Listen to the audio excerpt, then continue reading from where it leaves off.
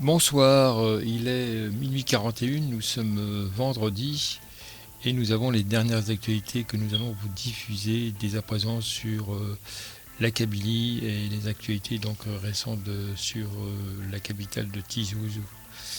Alors, nous allons donc vous parler donc très rapidement des thèmes que nous allons développer. Tizi Ouzou, eh bien, édition à titre posthume du dernier album de Barim Izri en 2017. Plusieurs buralistes refusent de vendre Enahar et Ashorouk à Tizi Ouzou. Tizi Ouzou, le site régional des wilayas du centre de Seine-Copen, empêché.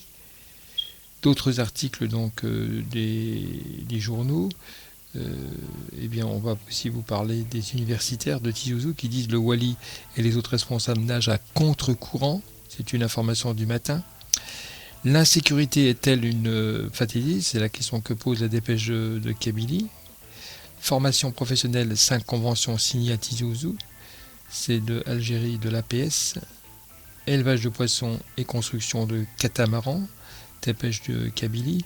Mission médicale du CHU de Tizi Ouzou à Tamanrasset, la dépêche de Kabylie nous l'annonce. La belle parade de l'US de Usmeni Douala, c'est une information de la dépêche. Tizi Ouzou organisé jeudi par la DJS à l'occasion du 19 mai. Voilà quelques informations que nous allons traiter. Et nous allons commencer donc par l'APS qui développait donc l'édition un titre posthume du dernier album de Darim Easy en 2017.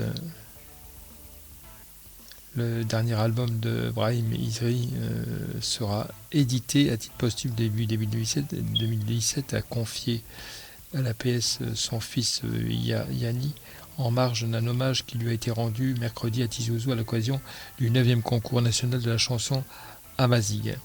Invité par l'association Tawa Ngaya, organisatrice de l'événement Kabrit, la maison de la culture Mouloud Mamet Yani Izri a indiqué que son père avait beaucoup travaillé sur son dernier album avant sa mort survenue le 3 janvier 2005 à Paris. Voilà, donc c'est une information intéressante à connaître. Et nous allons continuer donc pour d'autres informations. Et tout particulièrement, plusieurs buralistes refusent de vendre Enahar et Ashorouk à Tizi Ouzou. C'est-à-dire que il y a donc un refus pour l'instant de ces buralistes de vendre donc Enahar et Ashorouk à Tizi Ouzou. Alors pourquoi cet appel des buralistes de la localité de Sidi Aïch avait Gayette d'interdire la vente des 3 journaux les plus racistes envers la Kabylie, à savoir Eshorouk, Enahar et El Bilad, a trouvé un écho favorable de l'autre côté de la Kabylie. Une dizaine de buralistes de la région de Tizi Ouzou ont refusé de recevoir ces titres de journaux. Beaucoup de commerçants ont peur de la réaction des autorités et de la Chambre de commerce de ne pas recevoir ces 3 journaux, mais certains ont osé de le faire, nous a confié un distributeur de journaux à Tizi Ouzou et précisait moi je reçois ces journaux, mais je ne les étale jamais, comme ça je ne risque rien. Même si tous les buralistes suivent le mot d'ordre, je ne vais plus les accepter moi aussi. J'appelle l'ensemble des vendeurs de journaux en Kabylie de ne pas recevoir Enahar, Eshorouk et El Bilad. Voilà ce qu'on nous indique, donc que ces plusieurs buralistes donc refuseraient de vendre Enahar et Ashorouk à Tizi Ouzou. Alors Tizi Ouzou, le site IN régional des wilayas du centre du Seine-Copen empêché. Alors c'est donc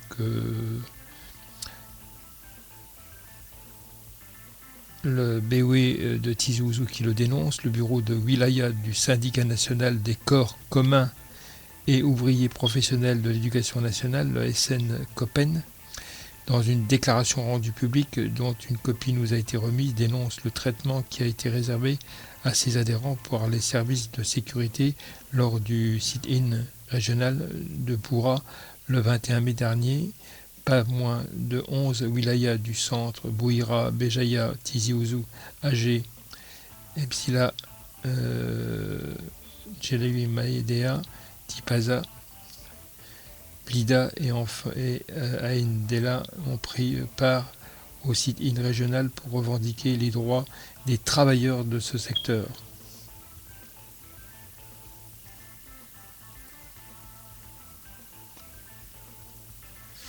Alors d'autres articles qu'on pourrait aussi développer, c'est les universitaires de Tizi Ouzou qui précisent que le wali des autres responsables nage à contre-courant. C'est une information du matin, qui précise que la coordination de la communauté universitaire de Tizi Ouzou a rendu public le communiqué suivant. Construction. Les déclarations, les dénonciations et les révélations entonnées par le président de la commission chargée de l'éducation, de l'enseignement supérieur et de la formation professionnelle de l'APOE de Tizi Ouzou et autres élus de cette auguste instance, ainsi que par le chef de l'exécutif de la Wilaya, le lundi 16 mai, à l'hémicycle Assaf Rabat, lors de la session extraordinaire consacrée par les représentants de la population de cette région du pays à son université. L'université Mouloud Mamet, en l'occurrence, interpelle toutes les instances judiciaires et administratives de la République habilitées à intervenir en toute urgence par l'ouverture d'enquêtes.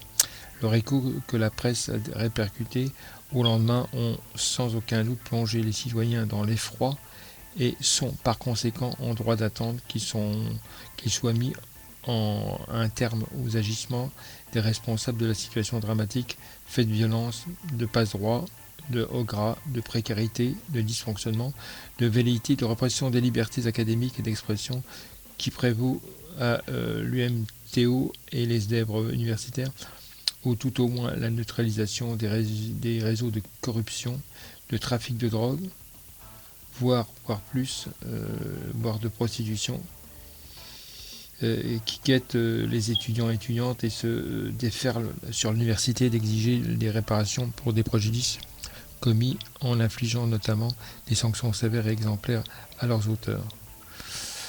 Voilà, donc il y a comme de gros problèmes dans ce domaine.